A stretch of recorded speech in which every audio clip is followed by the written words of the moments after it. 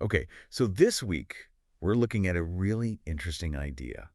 It's this Yeah. whole thing about belonging, Yeah, this feeling that we all have like a deep need to connect with something bigger than ourselves. absolutely. And so we're going to try and unpack this a little bit Okay. using Sebastian Junger's book, Tribe, Right. which is all about this concept of tribalism Right. and how it kind of shapes our lives in ways we don't always realize. Yeah, it's fascinating how he weaves together history, psychology, and anthropology in the book. Exactly. He's not just looking at one piece of the puzzle. He's bringing it all together. Yeah, and what's so cool about Junger's thesis in Tribe is that he suggests What's that? this need to belong to a tribe is actually hardwired into us, like it's in our DNA. Really? Yeah, he argues that humans have this deep instinct to be part of these small, purposeful groups. Like a tribe. Exactly. And when those connections are missing, it can have some serious consequences for our well-being. Oh, that's interesting. Okay. Yeah. So I guess that's really what we're trying to explore in this deep dive, right? Yes, definitely. How important are these tribal connections and what happens when they're missing? Exactly. We'll look at how this plays out in different societies, both historically and today. Sounds good. Let's jump in. Where should we start? Well, Younger begins by talking about this really interesting observation by Benjamin Franklin. Okay, what did he say?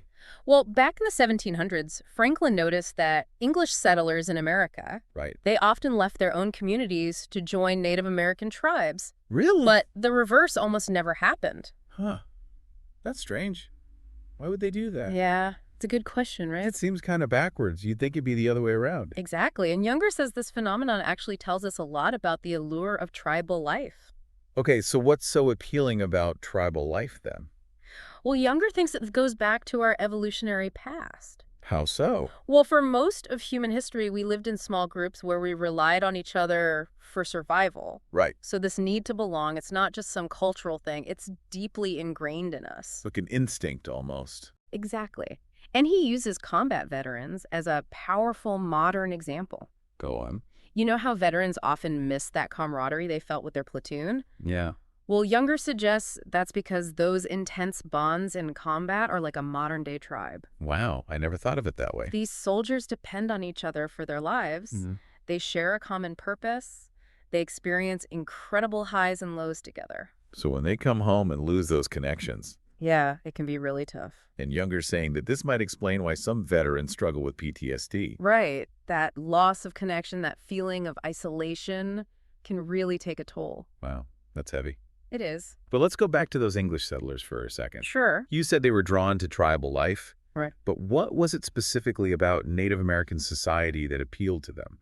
Well, Younger compares the social structures of the two groups, Yeah. and he finds some really interesting differences. Like what? So colonial America was very hierarchical. In what sense? Well, there were huge class divisions, and racial injustice was rampant. Right? Even though they talked about legal equality. Yeah, in theory, but in practice, it was a very different story. And what about the Native Americans? Their societies were much more communal and egalitarian. Okay. Decisions were made by consensus. Everyone had a say. Exactly. And authority wasn't just given, it had to be earned through competence and respect. Interesting. And maybe most importantly, people had the freedom to leave if they didn't agree with the group? Huh. So they weren't trapped. No, they could choose to belong. That's a big difference. Yeah, and that might explain why some of those English settlers who joined tribes were so reluctant to return. Even when they had the chance. Exactly. Remember what Franklin said? Remind? He talked about how those ransomed captives often became disgusted with English society. And wanted to go back to living in the woods. Right. They found something in tribal life that was missing in their own culture. Like what? A sense of community, a feeling of purpose, maybe even a deeper sense of belonging. Wow. Yeah, I it's know. pretty powerful stuff. But it sounds like the colonial authorities weren't too happy about this whole going native thing. No, they weren't. They saw it as a threat to their control. So they tried to punish people who did it. Yeah, they made laws and imposed fines. But it wasn't just about joining the tribes, right? It was about adapting to their way of life. Exactly. Younger talks about how these frontiersmen really embraced Native American customs. Give me some examples. Well, they started wearing Native American clothing because it was more practical for the frontier. Makes sense. They learned the languages, they adopted their hunting and tracking techniques. Wow. They really went all in. They did. And they even started fighting, like, them using the skulking way of war. What's that? It was a more individualistic style of combat, very different from the European military tactics. Interesting. And Younger even tells this funny story. Oh, yeah, about the minister and the girls in church. Right, he was trying to get them to pay attention to his sermon, But they were too distracted by the frontiersmen. wearing their Native American clothes. Yeah. It just shows how much this cultural exchange was happening. But Younger doesn't sugarcoat things, does he? He acknowledges that tribal life wasn't all sunshine and roses. No, he doesn't. He talks about the warfare, the violence, and even the torture that occurred in some tribes. Right, he gives some pretty graphic examples. He does. And it's important to remember that we're not romanticizing tribal life here. We're trying to understand it, warts and all. Exactly. To see what we can learn from it, both the good and the bad. Okay, so we've talked a lot about Native Americans, but Younger also looks at a modern-day tribe, right? Yes, the Kung people of the Kalahari Desert. And they provide a really interesting example of how a communal society functions. They do. Younger describes how their camps are constantly moving. Nomadic. Exactly. And they have this incredible system of sharing resources. Like how? Well, they make sure that no one accumulates too much stuff. Why?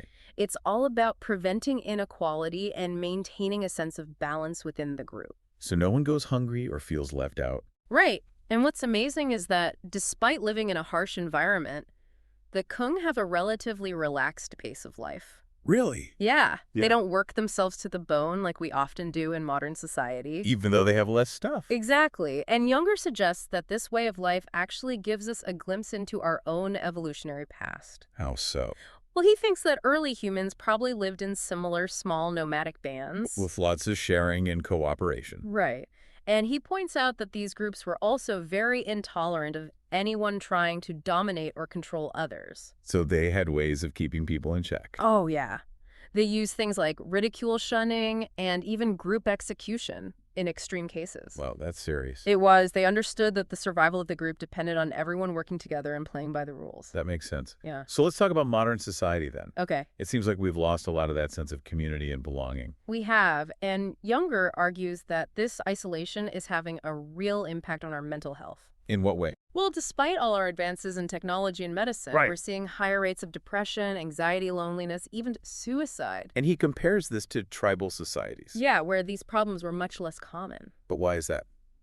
Well, Younger thinks it's because modern life is often very individualistic. We're all kind of on our own. Yeah, and we're constantly bombarded with messages that tell us to focus on ourselves. To achieve success, to accumulate wealth. Right, but that comes at a cost. What cost? The cost of connection, the cost of community, the cost of belonging. So we end up feeling isolated, even though we're surrounded by people. Exactly. And that isolation takes a toll on our mental and emotional well-being. Wow, that's pretty bleak. It is. But Younger doesn't leave us there. He offers some hope How? by reminding us that we still have that innate need for connection. That tribal instinct. Exactly. And he suggests that we can find ways to create our own modern-day tribes. By building communities based on shared values and purpose. Yeah, places where we can feel a sense of belonging and support. That's a great message. It is. It's a reminder that even in our individualistic world, we still need each other. We're not meant to go it alone. Exactly. Well, this has been a fascinating deep dive. It has. Younger's book really makes you think about the importance of connection. It does. And it challenges us to re-examine our own lives To ask ourselves where we find that sense of belonging. and how we can create more of it in our communities. So as we wrap up, I want to leave our listeners with a question. Okay. What are the tribes you belong to? Yeah. And how well do they meet your need for connection, purpose, and support? Something to think about. Because maybe by understanding our own tribal instincts We can start to build a world that's a little less lonely. and a lot more connected. I think so. Thanks for joining me on this deep dive. It was my pleasure. Until next time, keep exploring.